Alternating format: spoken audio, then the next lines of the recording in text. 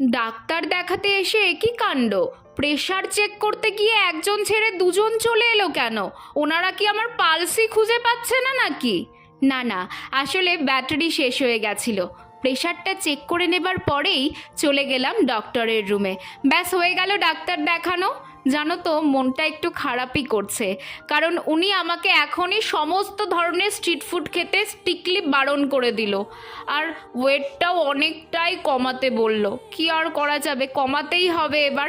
ওষুধপত্র কিনে নেবার পর বেরিয়ে পড়লাম। আর বাইরে বেরিয়েই প্রথমেই চোখে পড়লো আখের রস। যা গরম পড়েছে, আখের রসটা খেতেই হবে। আর এখন তো আমাকে পুরোপুরি ফলমূল এগুলো খেয়েই থাকতে হবে।